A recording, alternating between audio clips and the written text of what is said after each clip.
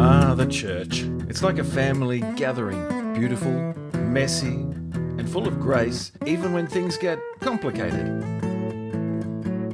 It feels like the perfect time to pause and take stock.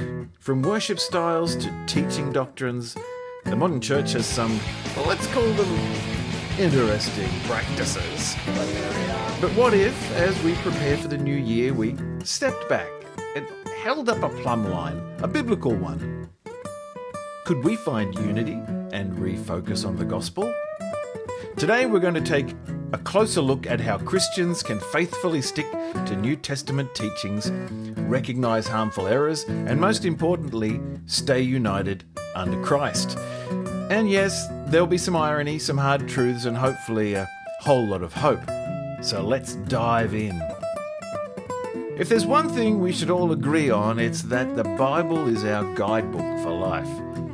But where do we start? The Bible offers clear direction. For instance, 2 Timothy 3:16-17 reminds us that all Scripture is God-breathed and useful for teaching, rebuking, correcting, and training in righteousness. Where Galatians 5:22-23 paints a beautiful picture of Christian character with the fruits of the Spirit: love, joy, peace, patience, kindness, goodness, faithfulness, gentleness, and self-control. Urging us not to conform to the world, but to be transformed by the renewing of our minds. These verses ground us. Christian living isn't about feeling good or chasing trends. It's about growing in holiness and aligning our lives with Christ's teachings. That brings us to a tough but necessary conversation. Jesus and the apostles repeatedly warned us about false teachers. In Matthew 7:15, Jesus says, "Watch out for false prophets. They come to you in sheep's clothing, but inwardly they are ferocious wolves." False teachings often sound appealing, even biblical at first glance. Take, for instance, the prosperity gospel. It's often championed by figures like Joel Osteen and Kenneth Copeland, who teach that God wants you to be rich, healthy, and successful, but only if you have enough faith. At first glance, this sounds encouraging, but Philippians 4:12-13 gives us a very different perspective.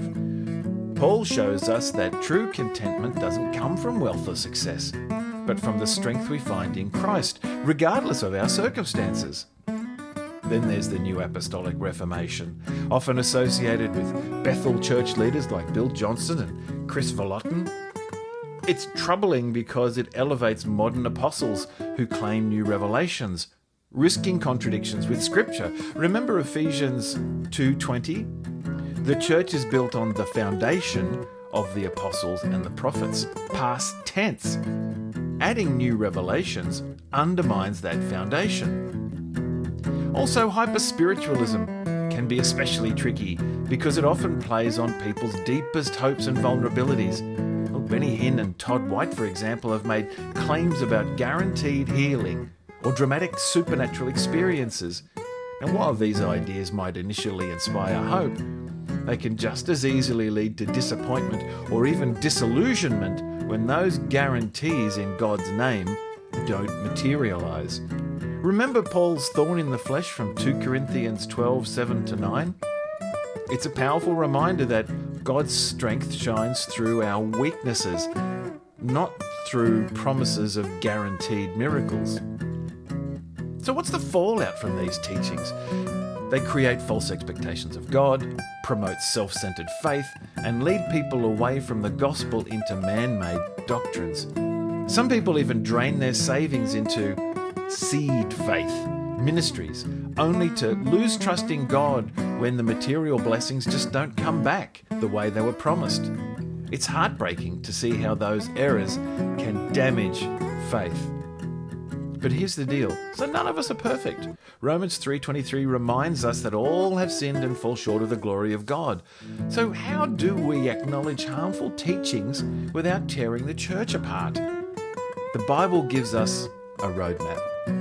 Matthew 18:15-17 encourages us to approach individuals privately first, maybe not on social media. Now, granted, that is hard when people have large international public platforms and you just don't have the access to those people. But Galatians 6:1 advises restoring others gently while watching our own hearts. Perhaps that's more applicable. And Ephesians 4:2-3 calls us to be humble, gentle, patient, and loving as we work towards unity. Unity doesn't mean ignoring truth.